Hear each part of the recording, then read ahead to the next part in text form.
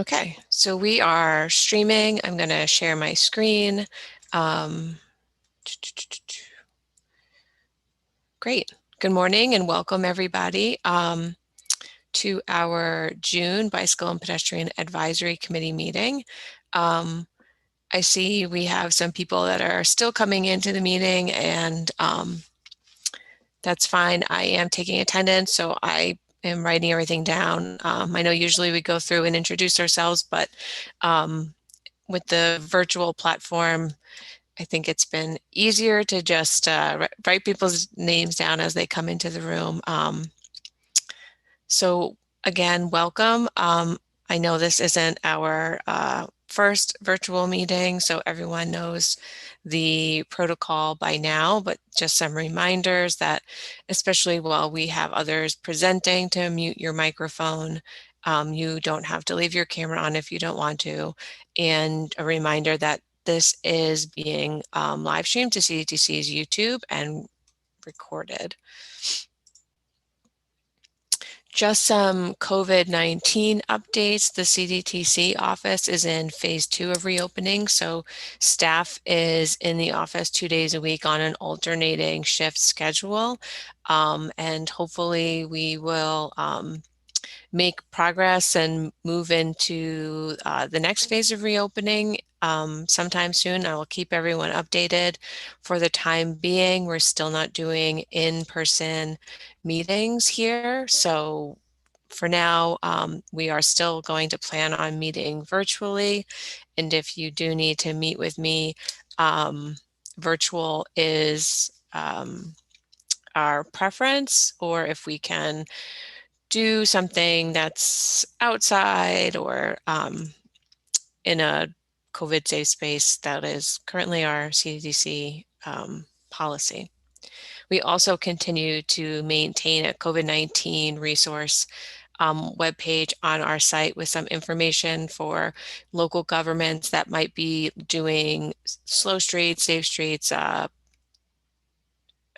open streets types of projects throughout the summer to help with expanding space for recreation or walking, biking, or even to use for to expand restaurant space. In that recovery resource webpage, there is information from DOT on their special use permit, and some other resources that we think might be useful for you. So this morning we have a presentation from Chris Morris from the New York State Office of Parks, Recreation, Historic Preservation. And Chris is going to present this morning on the statewide Greenways plan. We've talked a little bit about the draft that was released in the public comment period, but Chris is going to talk about the final plan and what this means for New York State, and there'll be time for questions and answer afterwards. So Chris, I'll stop sharing my screen if you want to share yours. Thanks. Can everybody hear me first clearly? Yes. Right. Okay. I'm going to go into presentation mode with this PowerPoint and make sure that it works. Let's see here. Come on now. All right, everybody should be able to see the main slide there for the Greenways plan. No, not yet. No? No. Let's see. All right. It says I'm sharing, but let's see. There's an issue. It's starting. Yep. Okay.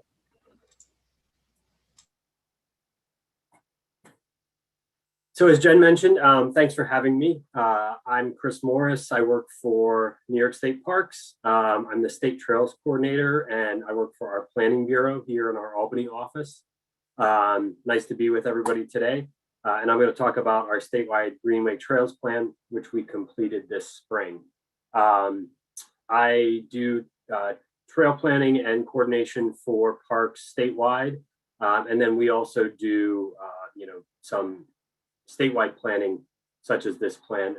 We have our statewide trails plan that was released in 2010, and this is the Greenways plan, which is a little more specified for this trail type. So just a quick read through the agenda. We're going to talk about the background and the status, the plan content.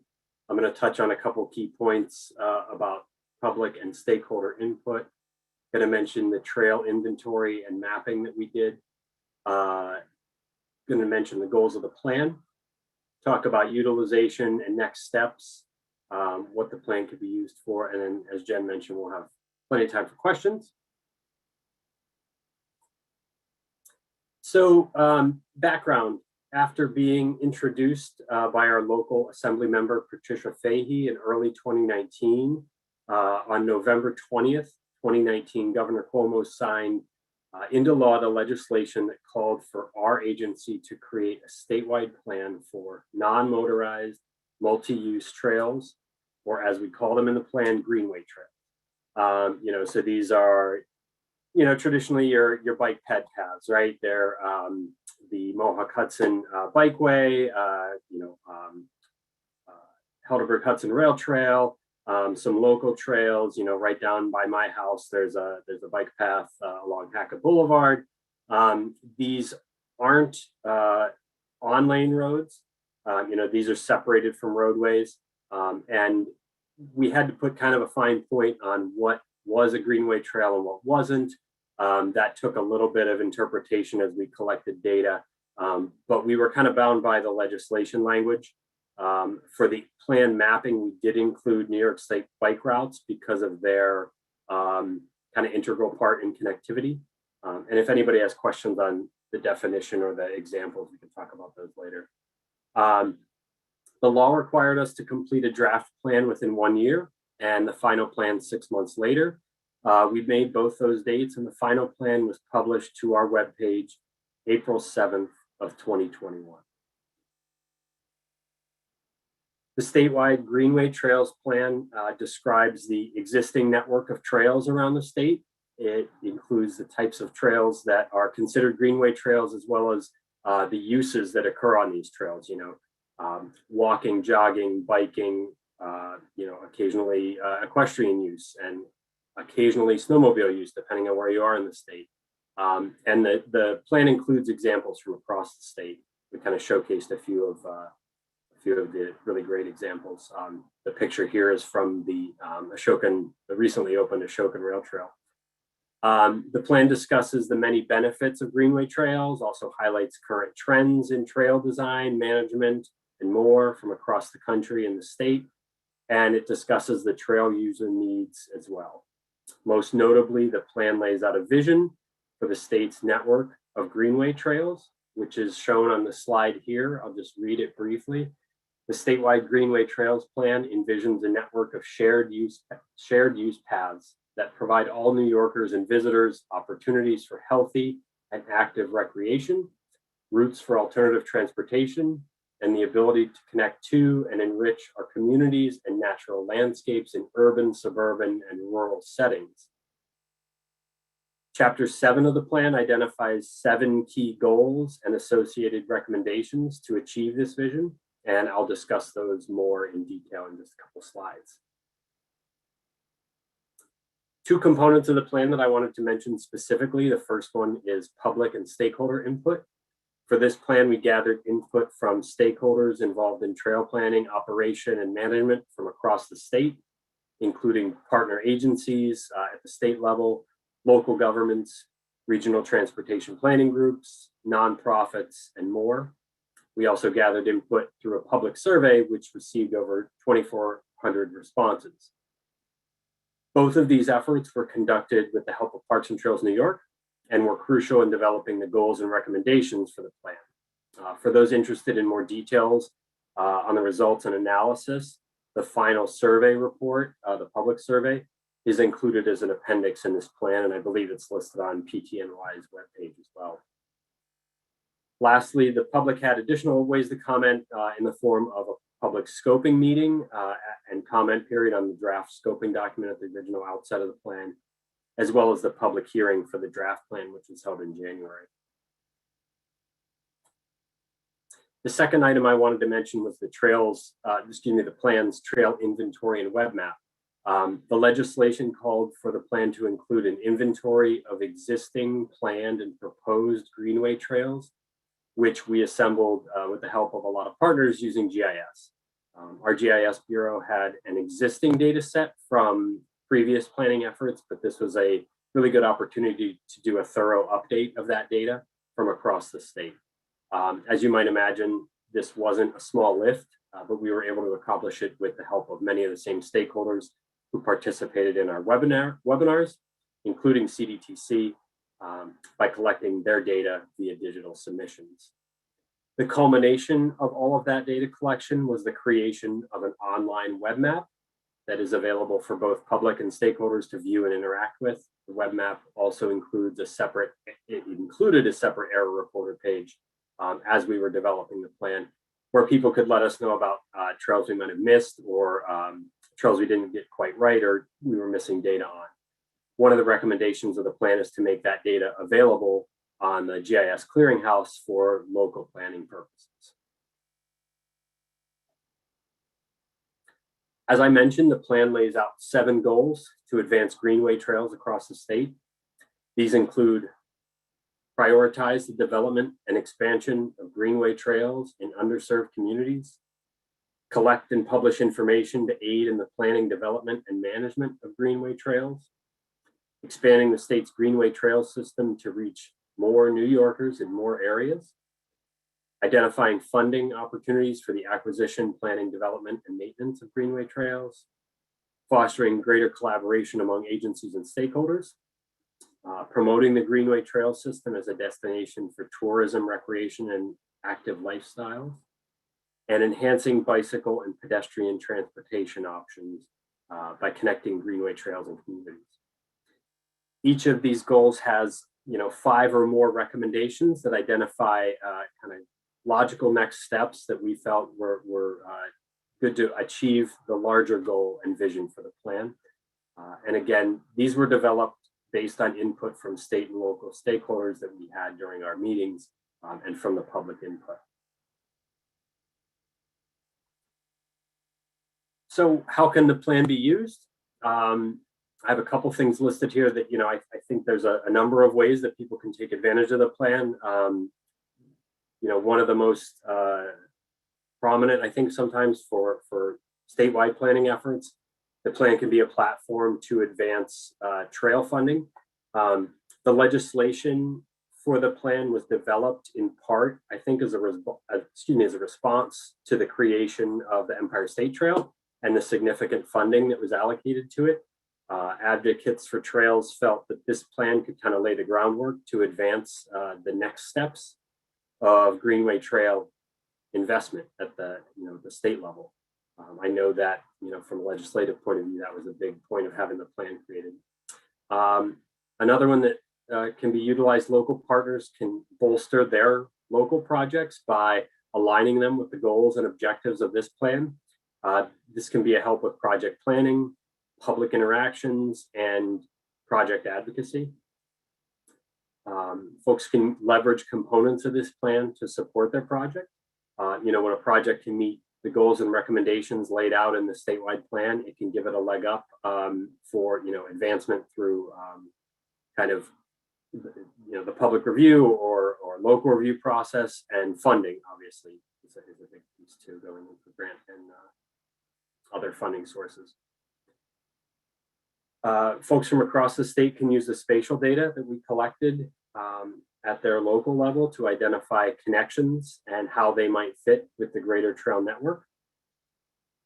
And the plan lists just a general kind of laundry list of various funding opportunities available for trail development, and from federal, state, and other programs that we could find.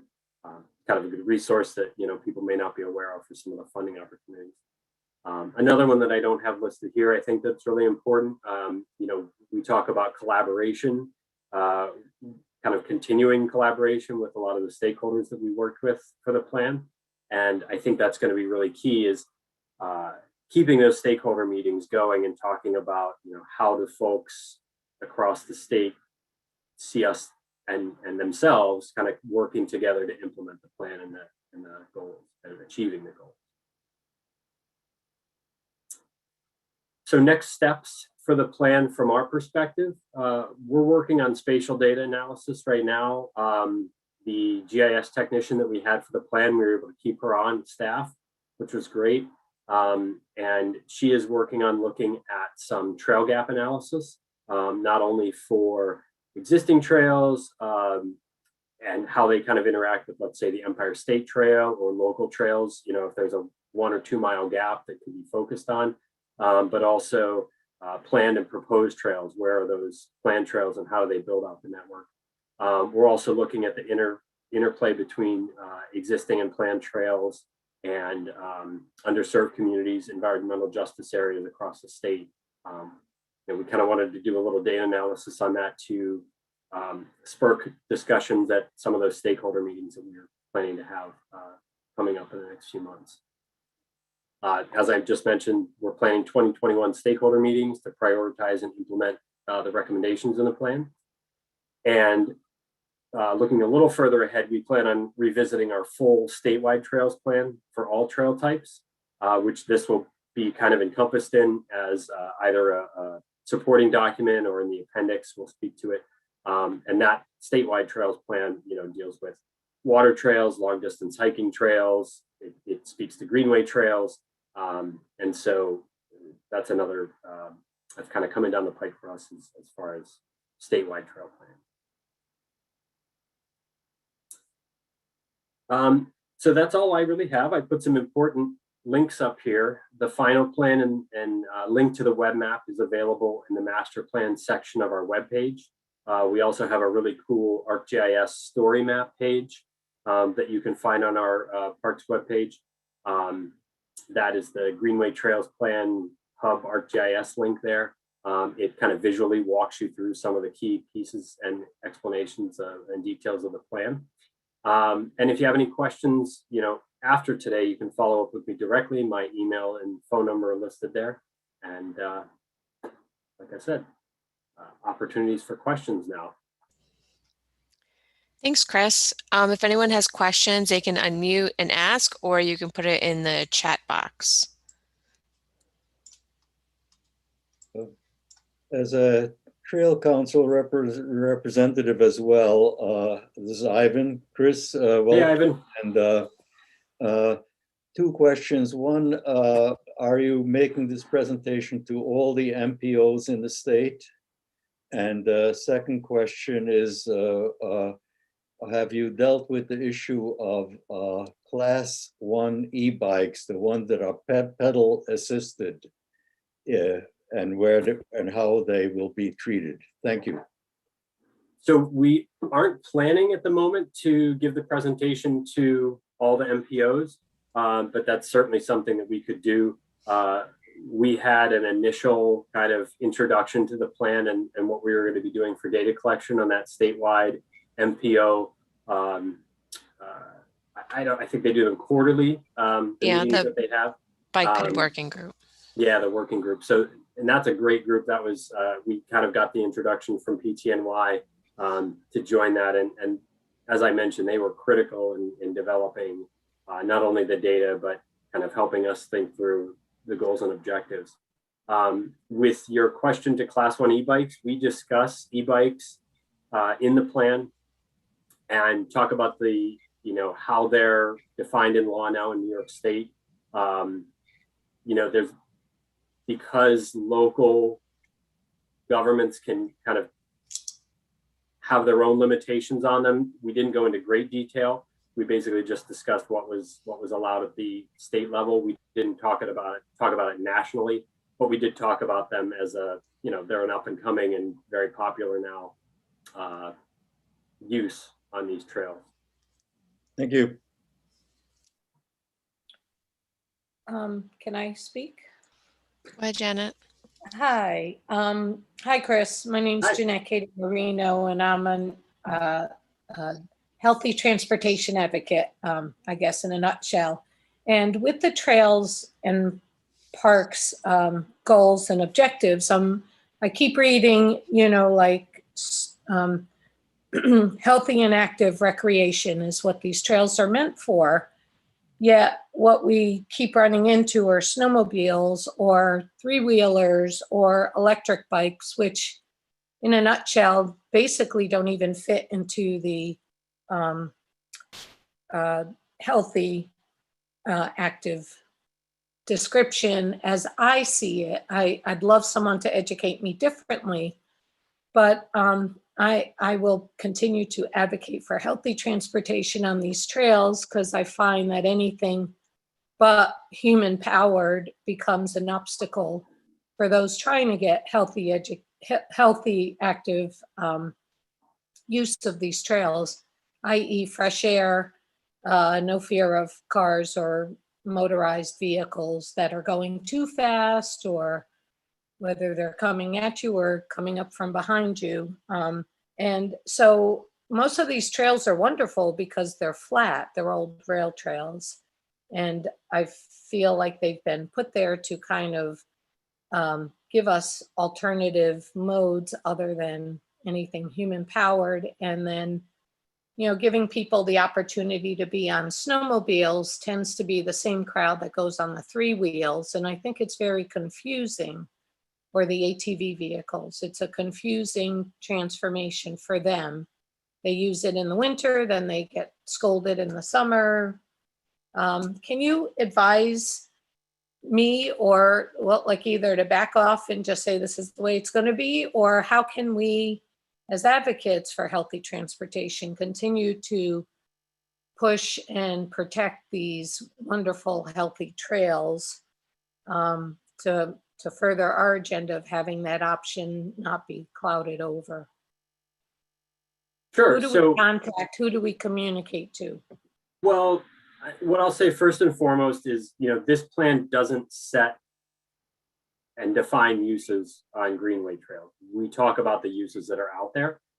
99% of the time, you know, the uses are, they're regulated by the landowner, you know, who operates and manages it. So if it's a local county, a town, at the state level, we do have fully non-motorized trails. We have trails that also allow snowmobiles. None of our trails allow OHV, you know, four-wheeler and side-by-side type of motorized uses. But, you know, again, the plan isn't about what is or is not appropriate on those trails. So as far as being an advocate for more non-motorized use of the trails, I think that if there are, you know, you have two kind of pieces, right? If there's trails in development, being vocal, you know, at yourself or, you know, a larger group about the positives of non-motorized transportation as a trail is being developed, and where that's appropriate. And for trails that are in existence, you know, if there are conflicts, you know, if it's illegal use, that is obviously something that should be dealt with if the use isn't allowed on there. You know, if it's an allowed use, then that's kind of a conversation where you have to look through, is it a conflict issue? Are people having, you know, is it snowmobiles in the winter and people are trying to snowshoe or cross-country ski and there's issues?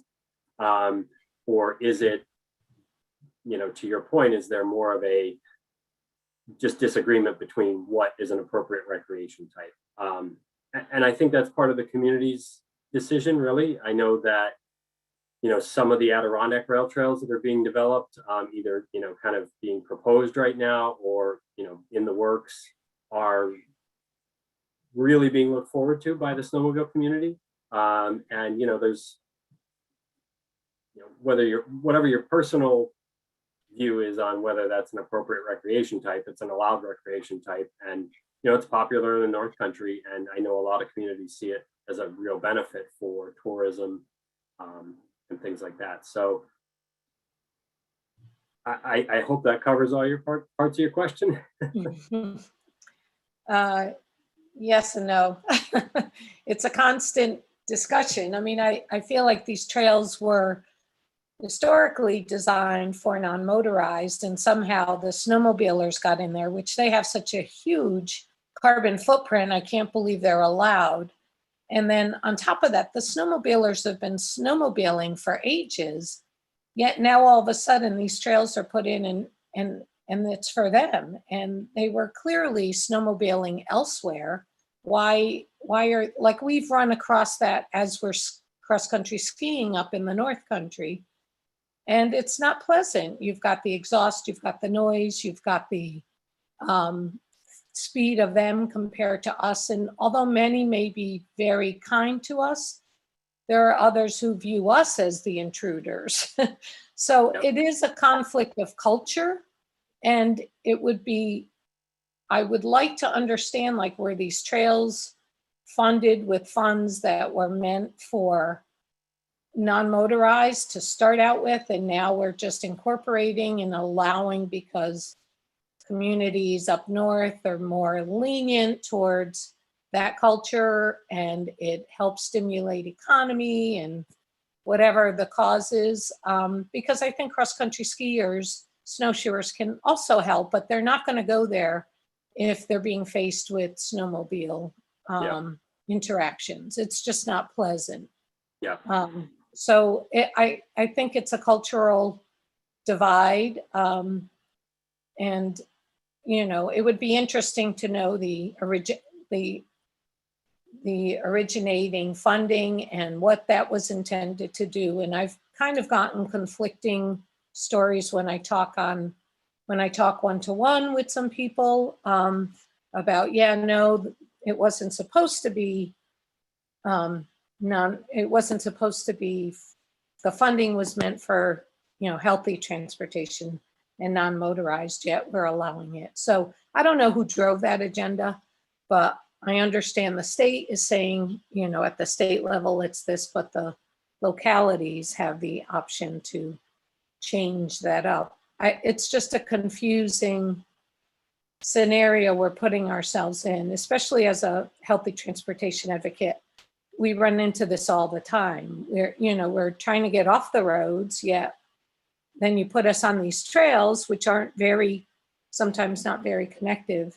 And then we're being faced with motorized vehicles. So we're trying to, get healthy, and then we're being faced with that. So I'm just trying to find a path that I can advocate for that doesn't keep coming up with the answer that, well, they're allowed. Yeah, I think it's, Jeanette, I think it's like trail by trail, depending upon who is responsible for maintenance and who owns it. I know, we've seen some trail projects in the region originate actually through like a partnership or agreement with snowmobile associations where, in order to get the trail built, they actually needed that partnership, and the snowmobile association agrees to maintain trails during the winter and stuff, which then reduces, the burden of maintenance and stuff on that, either the local government or organization that's trying to implement the trail.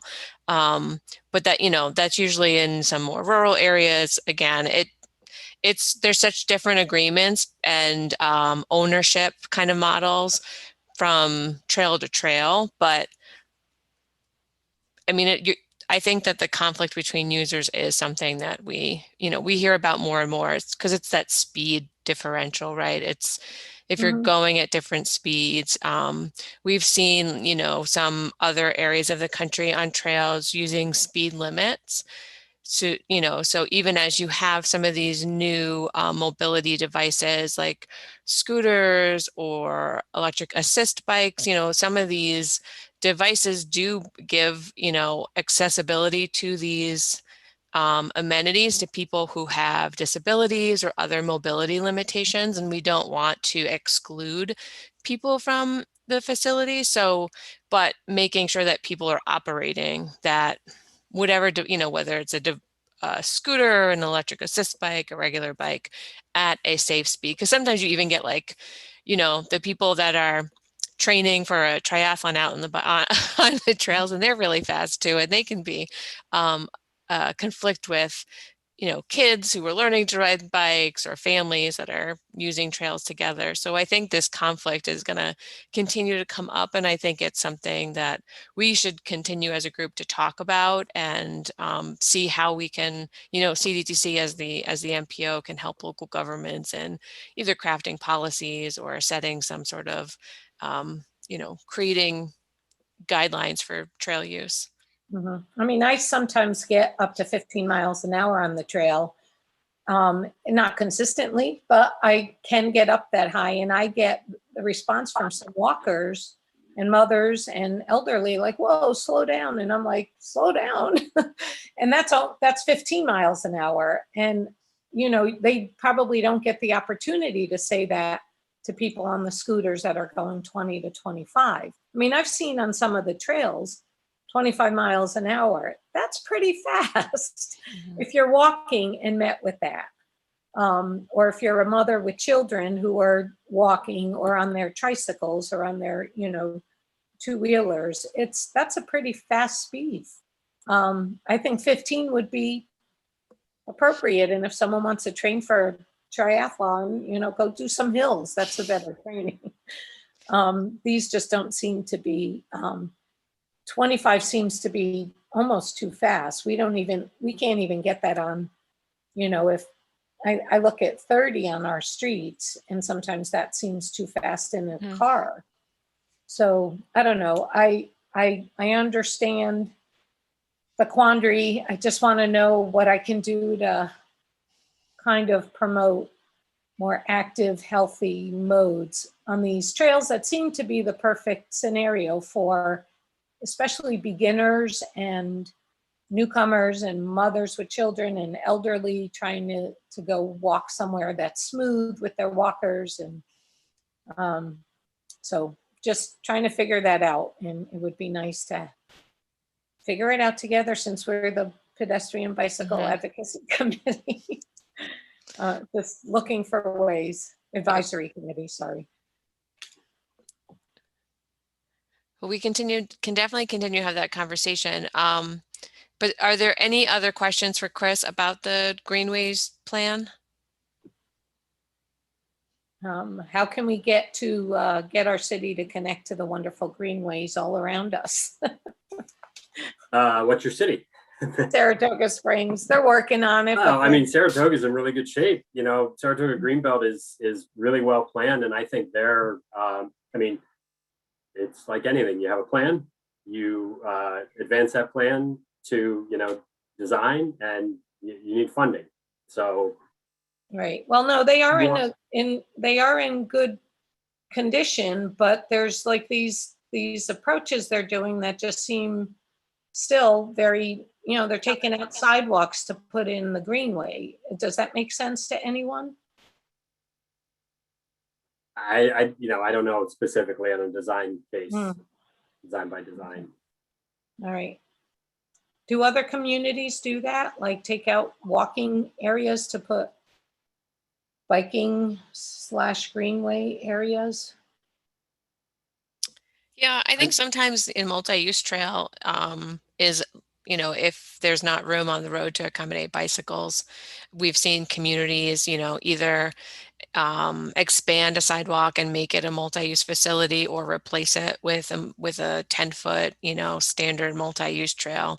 It's just kind of, it's like those trade-offs of what we can do on an old system that doesn't, leave a lot of room to always, make a dedicated space for each mode. So I think that sometimes they're, at the design level, they come up into obstacles, and those are the trade-offs that we see made. And sometimes I think it's a good solution to be able to safely accommodate more people. I agree. In Half Moon, I'd like to see a path along Sitterley Road, because there are a lot of poor people and a lot of older people who can't, get to the mall. And if they can go along a sidewalk that is a multi-use trail, that works out for us.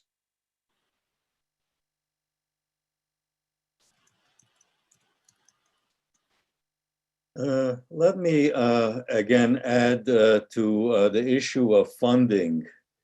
Sometimes the funding issue drives this, and going all the way back to the Appalachian Trail, which I had worked on generations ago, the federal funding limited it to actual hiking, pedestrian type of uses.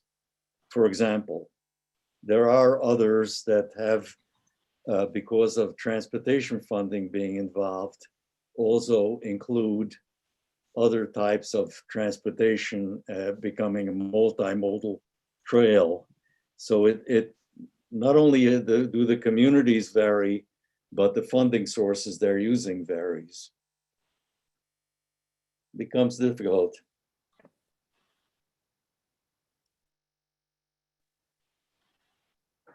Does anybody have any questions on accessing the data, looking at the maps, trail details, or kind of any of that? Chris, this is Teresa from CDTC. Yeah, I noticed there on one of your slides it said the data would be, the GIS data would be available in the clearinghouse. Are you referring to the New York State GIS data clearinghouse? Yeah, we intend to put it up through the parks, section on the clearinghouse. Okay. We've continued to kind of do QA QC on it. There were a few kind of latecomers. I know some folks wanted to get some things on there. And then I think we need to have a discussion about what, are we going to obviously put existing, but plan, proposed, how far do we take all of that? I think as long as we have some good metadata on what the, what the details are there, I think that'll be fine. Sounds good. Thank you. Yeah. Chris, if we can get a copy of this presentation, we'll include it in the notes. And so people have the links and everything and can get in touch with you afterwards if they have more questions. Okay. Well, thank you, Chris. Thank you very much. We appreciate you taking time this morning. Obviously, you're welcome to stay for our whole meeting, but we also understand that you have lots of stuff to do. So if you have to sign off, that's happy to stick around and listen. Thanks. Great. Thanks, Chris. So let's get back to this. Okay. Can everyone see my screen? Yes. Okay. Okay. So other updates that are going on at CDTC, DOT, and CDTA. The Capital Coexist mini grant program, we have discussed this before. All of the projects are currently being developed, or some of them have actually been completely implemented and are completed. So if anyone is a recipient and has questions, please feel free to reach out.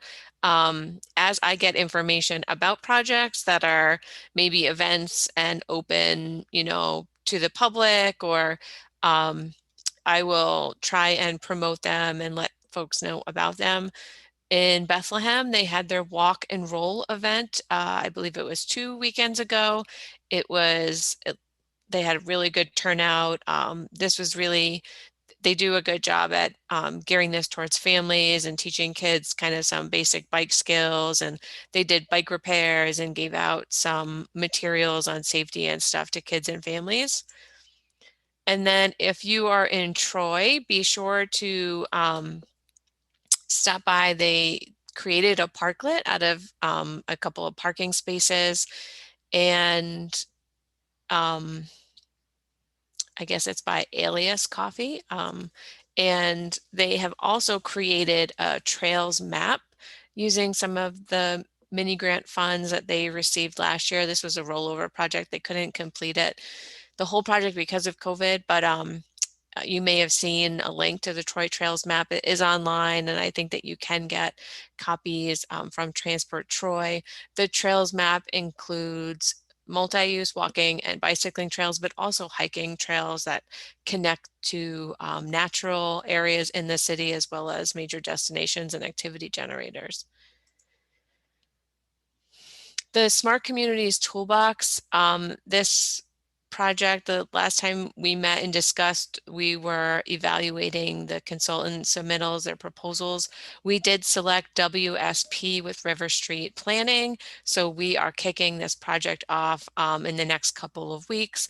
And the objective of this project is to identify new and evolving technologies that can be deployed in the capital region and benefit, whether it's safety, operations, expanding mobility.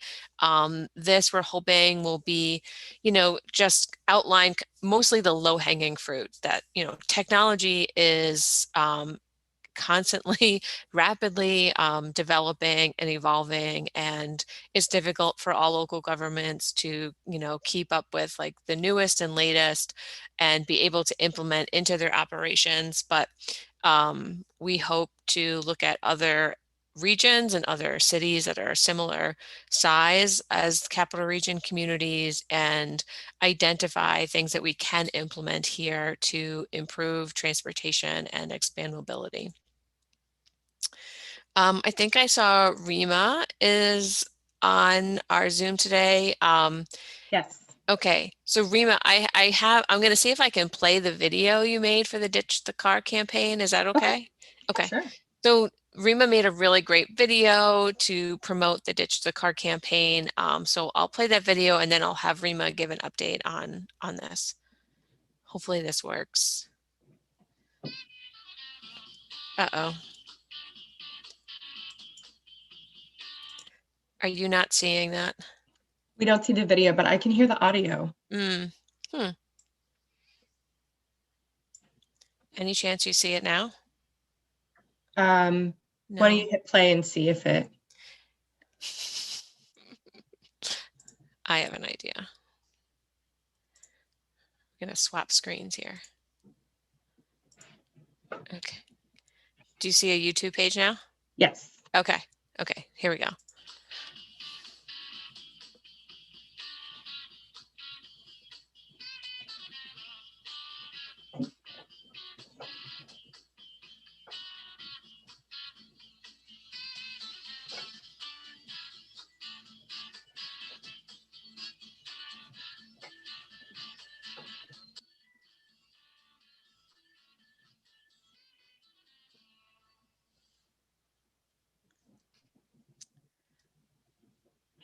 Okay.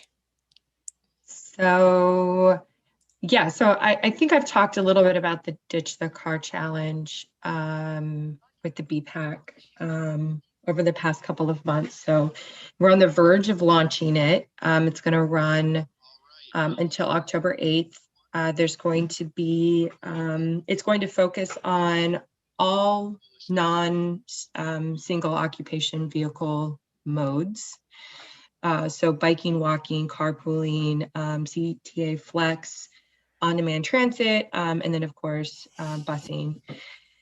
And for and it's going to focus on trips, like trips that would be replacing car trips. So not recreational trips, but like traveling to work, traveling to school, running errands, going on social visits, anything that you would typically get in a car for, or that, a sort of typical American would get in a car for. If you use another mode, you could log those trips, and those trips would count towards earning badges and would enter you to win a monthly raffle. So we're going to be raffling off 5 prize bundles every month that would have fun goodies like bike bottles and bike lights and a messenger bag and things like that.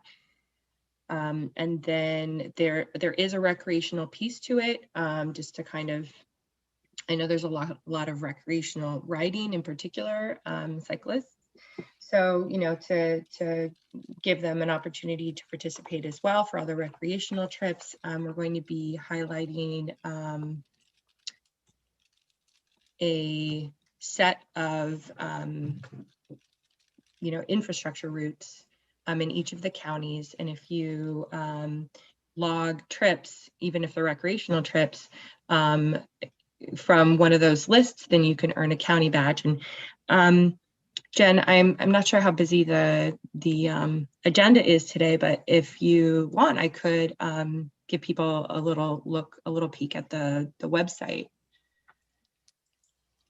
Yeah, I can make you co-host if you want to share a couple Yeah. things, maybe 5 minutes, if that's okay with people. Let me see, where are you? Make co-host. You should be able to share your screen. Okay, so give me a minute. Let's see if this works. Can you see my email? We see a Vogue article. Okay. Okay, so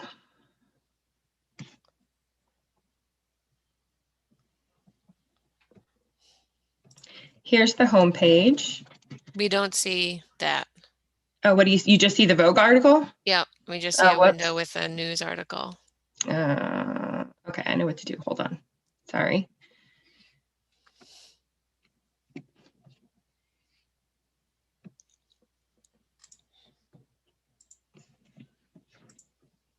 Now, do you see the car challenge? Yep. Super. All right, so here's the home page. And you go in, you hit the I'm ready button, and you can sign up. And what it does is that you just enter a little bit of information about yourself, and you hit create account, and it'll send you a link to your email address, and that's how you access your account. So I'm actually gonna, let's see if I can, sorry, I'm like toggling between my work and desktop. So give me a second, I'll pull up my link.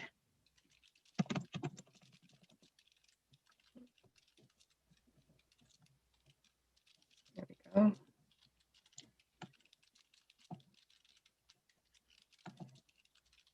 This would be much easier to do if I didn't, if I wasn't logged into my work desktop right now.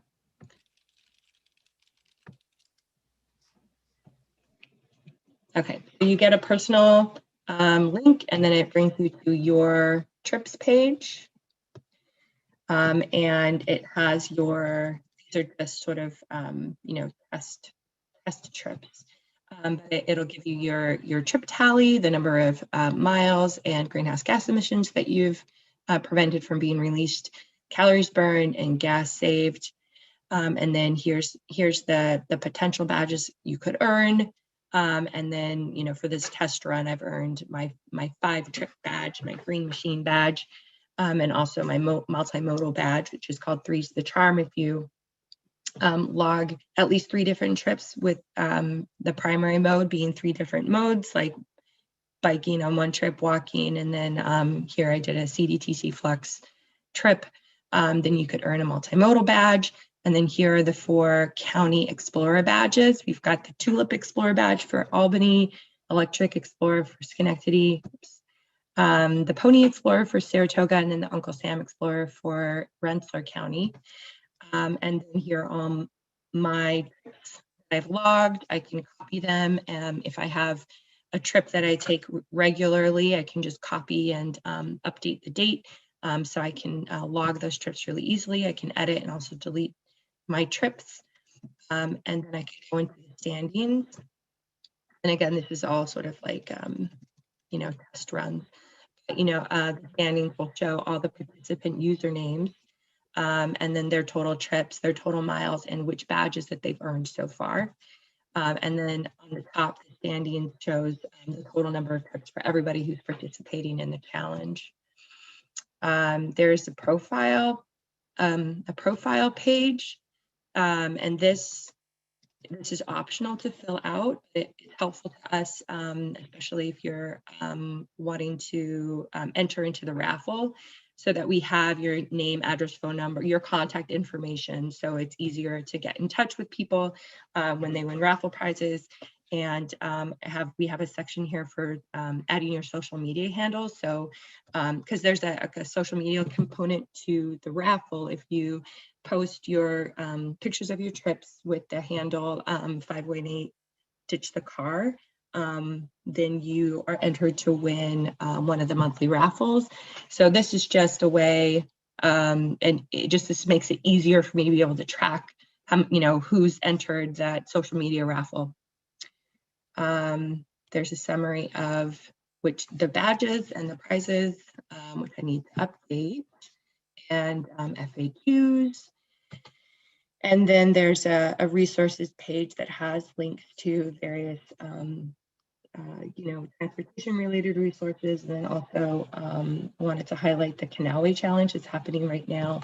And for people who like to take their recreational trips. So that's it in a nutshell. Thanks, Rima. Does anyone have any questions? Can you tell us when? I mean, we'll do like a big email blast when everything is ready and it's kicked off, right? Yes, absolutely. And I'm anticipating by the end of this week or early next week at the latest. Great. And I'm anticipating that that we'll be doing this challenge in addition to the bike to work and bike to school challenges in future years. So we're adding this to the repertoire. All right, thank you. Let's see if I can move my slides now. Okay.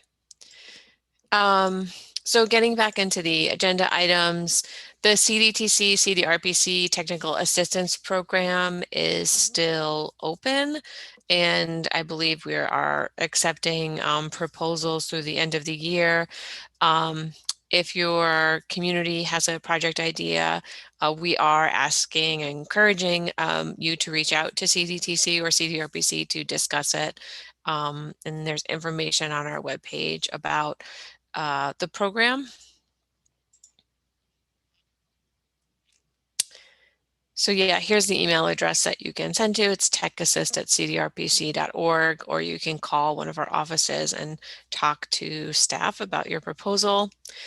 The New Visions virtual learning series, the next few months will focus on complete streets. What we've done is we've taken the Complete Streets workshop program that we have, where we work with a local government, and we really focus in on a specific either stage of implementing complete streets or issue and implementing complete streets, and develop a workshop around that.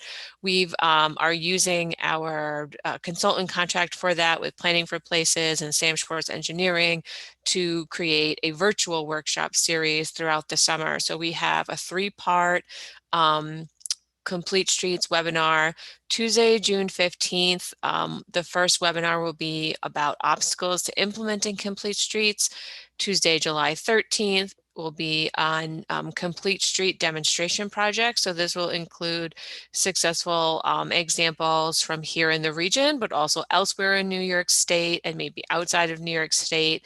And then the last webinar in the series is Tuesday, August 17th, and will be on open streets. So we'll be taking a look at communities that have done open streets or safe streets projects beginning last year to accommodate social distancing and stuff for COVID. Why we may continue to see these programs and projects, even post-COVID.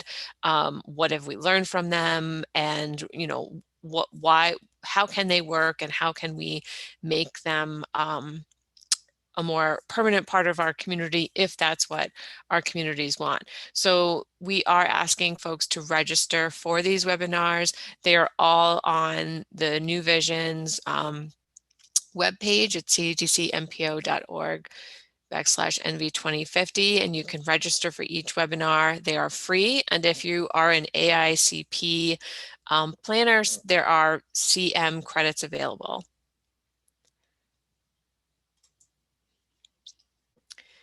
And I think I also saw Lindsay from CDTA on. Do you have any CDPHP cycle updates you want to give? Yeah, actually, we have some big news. Thanks, Jen. Good morning, everybody. Last May 24th on Monday, we announced that we expanded this season up into Warren County. We launched up there on that May 24th.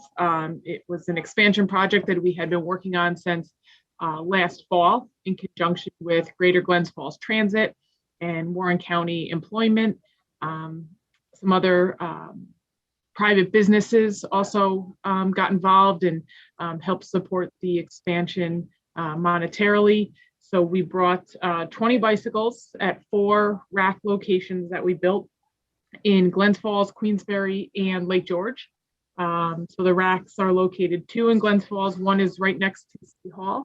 One is over by Glens Falls Hospital at the corner of Hudson Ave and School Street. And then up in Queensbury, we're right on the Warren County Bikeway. There's a nice parking lot. It's very similar to the station that we have at the rail trail down on South Pearl Street in Albany. A nice parking area where people can drive to and rent one of the bikes from there, ride up and down the Warren County Bike Trail. And then also up in the village of Lake George, we are right on Beach Road at Seal Pier, down by the steamboats there. There's 5 bikes at each of those 4 racks right now. We have very high hopes for this expansion. The support, the interest up there was phenomenal. So we're very excited to get up there, get into the community. We already have a couple of promotional events planned for this area. We're going to be at, there's an ice cream shop called Sprinkles in Queensbury. So we're going to be doing a meat cycle pop-up event on Thursday evening from 6 to 8 up there. That's just right down the street from the rack on Country Club Road in Queensbury. And then this coming Saturday, we're going to be at the Glens Falls Farmers Market from 8 to 12. So a couple of exciting events with more to come. We hope to do some up on Beach Road in conjunction with Fort William Henry, who is part of this expansion project. So that's our biggest news right now, is that new service area up in Warren County, focusing on the Warren County Bikeway. So we are happy that we were able to get Lake George involved, because that we can go from one end of the bikeway, which is where that rack in Lake George is, all the way down into Glens Falls. So it's a really nice trail that they're pretty proud of and excited about. So we wanted to be a part of that too. So it's a nice match for us. And like I said, we're super excited about being up there. They've been online for 2 weeks now. They doubled their rides from week 1 to week 2. Lake George is very popular. People riding the bicycles around. So we're excited to see that. We're happy to see the growth already, with more to come. Our other big news, we are already over 20,000 rides for the season. We've completed 9 weeks so far. So we are well on our way to a record-breaking year for ridership. So cross your fingers, knock on wood, all those good things, that we get to those numbers again, which we hope to, and we're pretty excited about. We're also now over 20,000 members in our system since it launched in 2017. So that's another cool thing. We'll probably be doing some social media promotions and celebratory things just to let our members know things that are going on with the system overall. A couple other things, we have just purchased new controllers for the bicycles. The controllers are that panel on the back of the bikes with the keypad on them. Those keypads are going to be gone. So those sticky numbers that sometimes we have trouble with, everything's now going to run off a QR code right through the app, as a lot of people are used to using anyway. So, probably within the next month to 2 months, you'll start seeing that conversion if you're a regular cycle user. Our marketing team is also going to be doing some educational pieces, social media posts, stuff on our website, just giving people, that heads up that this conversion is happening. But the main reason we're doing that is it's a better technology for the connection to the software that runs the entire system. We're upgrading from 2G, 3G, which is going to be dying off soon in the world of bike share, and we're jumping up to 5G. So it's a smarter technology, it's a faster technology, something that we're pleased with, that our operations company was able to produce for us and get those in quickly by the end of the season. So it'll be a conversion process. So you'll eventually you'll start seeing some of those new controllers. They, other than having the keypad, they look exactly the same. They're very easy to use. They're faster. So that's something that's going to be happening within the next month to 2 months. Gradually throughout the system, we'll start flipping those over. And the last piece, the bike share world, is that we have some more bikes coming into the system. Right now we have a package of 100 bikes that are down in Georgia being powder coated and rebranded into our CDPHP paint scheme and branding scheme. And as those start to arrive back into our warehouse, our mechanics will put them back together. So we're going to be bolstering our fleet from about 350 bikes right now. We should be well over 400, pushing towards 500 by the end of the season, once we get this new batch fully painted and installed. So we're growing in all aspects, which is super exciting, very fun, and just allowing us to provide this service to people that keeps growing in popularity. So that's where we're at with CDPHP Cycle Bike Share at this point. Thanks, Lindsay. Have you guys seen issues with the bike supply chain from COVID that we are hearing about and seeing? So knock on wood, we are in good shape right now. That's good. I wouldn't say we're in great shape, but we're in good shape. We're fully stable. We were in a very fortuitous position when we switched operation companies and went to Mobility Cloud 2 seasons ago.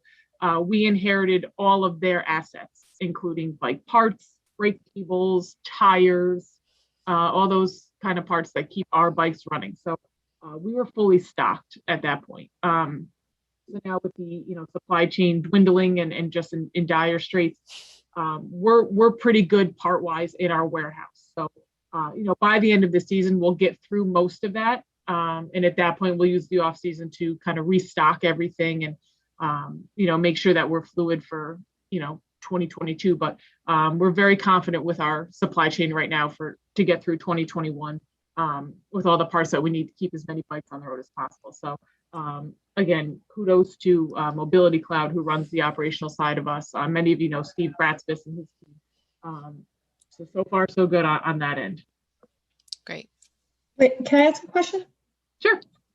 Lindsay, how's the growth looking across the counties? I know that ridership was relatively lower in Schenectady and a little bit in Troy, at least before RPI got that contract. So I'm just wondering, if there's any growth happening in Schenectady, I guess, in particular.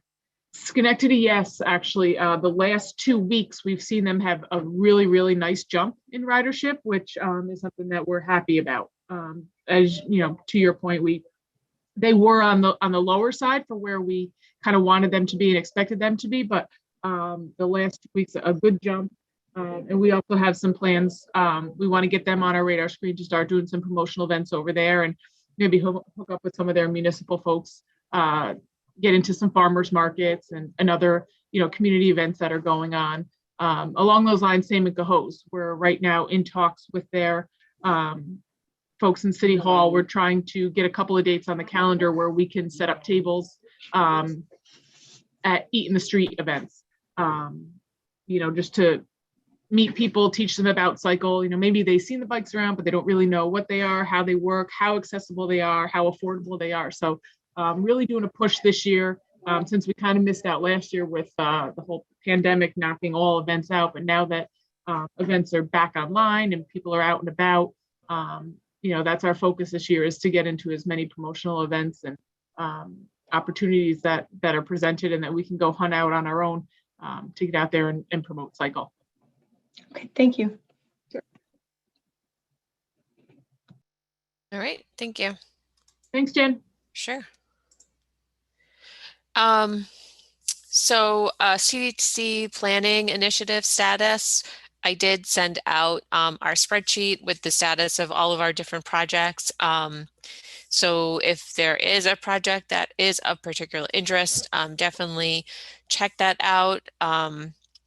we are, getting started on, some projects that we haven't talked about is we're getting started on the Federal Street Corridor study in the city of Troy, not getting started, but developing a scope so that we should be able to get that started in the fall. There's also the Rensselaer Waterfront Connectivity Study, Route 4 Corridor Study, intermunicipal update with the town of East Greenbush, Scotia Downtown Connections Plan, which is ongoing, Manan's Land Use Plan, and the Bolson Spa Pedestrian and Bicycle Master Plan. So hopefully as some of those start to get towards a public meeting stage or draft plan stage, we can get some presentations on the recommendations from those here at our BPAC meetings.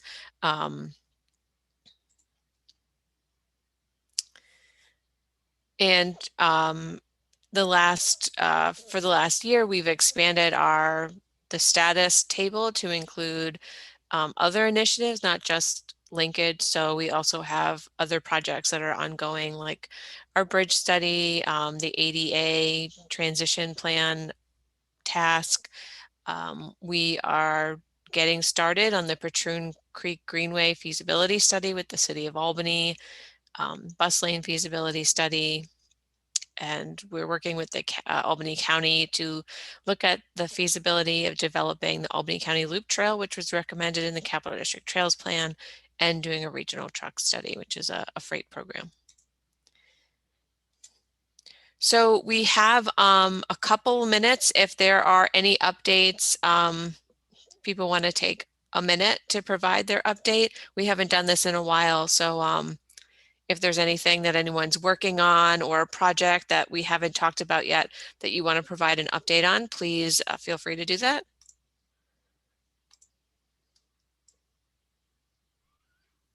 Hi, it's Linda. I'm putting together an application to fund the ex-McKean Harnell Rensselaer County Waterfront Trail. It used to be Bill, let's out what the name is now. It's federal DOT funding, so if anybody wants to send a support letter like that, I know sometimes you have all the Bicycle Coalition there. Anything like that, send them out to me or email me or something like that. But yeah, hopefully we'll go from the Rensselaer County Jail to the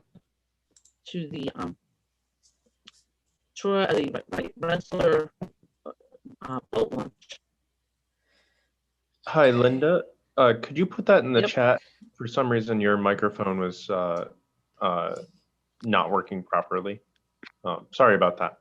Yeah, Okay. you're just cut off. That's okay. And if you want to put your email address, then people can email you. Any other updates from anyone? Saratoga has a couple of events coming. Can I share those? Sure. We've got this Thursday night, we do have a mobile bike repair that we purchased this year, and we're doing our inaugural pop-up this Thursday from 2 to 4 in Congress Park, giving it a try. And we also our slow roll this month, which is June 27th. We are hopefully joining forces with Trek Saratoga to celebrate Pride Month. So I think that's going to be our theme this month. It's not finalized, but they're working on it. And that's it. Thanks, Jeanette. I don't know if any. Yeah, Jen, this is Art. Can you hear me? Yep. Yes. Hi, Art. From Cycle Schenectady. A number of things. We've got the Democratic city in Schenectady, so the primary determines who's going to be on the city council, and we've got about 7 to 9 people running, including people of color for the first time in a long time. So there's real opportunity for fresh thinking and change. So I'm about to send out a survey to the candidates, asking them about some of these issues, such as reducing the speed limit to 25 miles an hour from 30, and closing Central Park to vehicular traffic on weekends for a few hours, and neighborhood street closing, letting the local residents determine which streets will be closed and what to do with them, and then asking them their positions on complete streets and also, bike lanes and neighborhood greenways and those sorts of things. So I'm looking forward to getting their responses and sharing them with our members and other organizations and residents in the community before the election.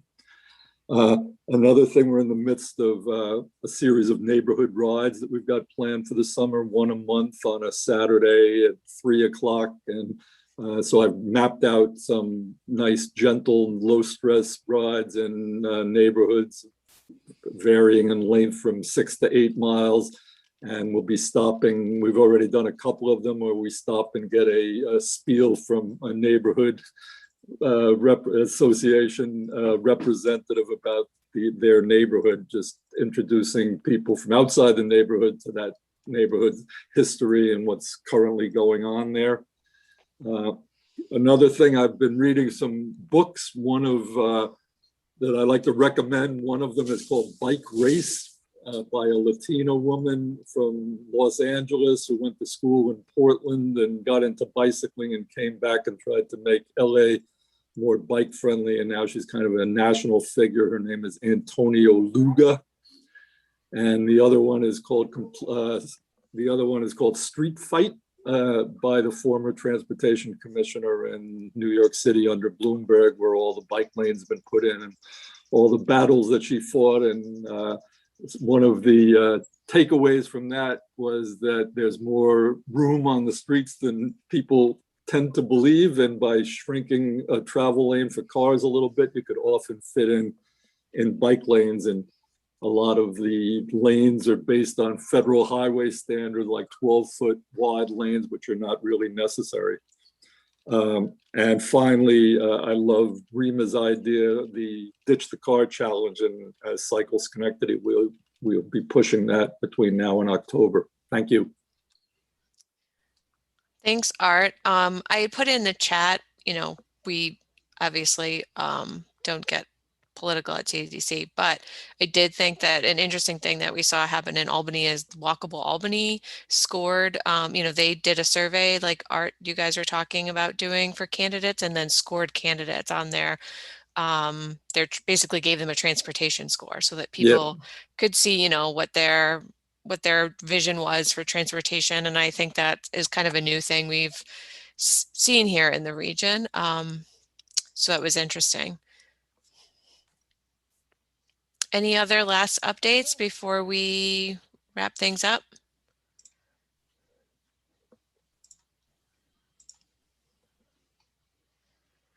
If you have any other updates, as always, please feel free to email me if there's anything that you would like me to get out to the BPAC that is relevant and appropriate for everyone. Definitely send that to me. We will have notes up on the webpage, and we'll have an agenda for the July meeting. And if anything changes with CDTC's meeting policy, I'll let everyone know. But for now, our next meeting is scheduled for Tuesday, July 13th. And for now, let's say it's going to be virtual unless anything else changes. So with that, thank you everyone for attending today. And I look forward to seeing you all again next month. Thank you, Jen. Thank you, Jen. Bye, everyone. Thanks for having me. Bye-bye. Bye, Chris. Thank you.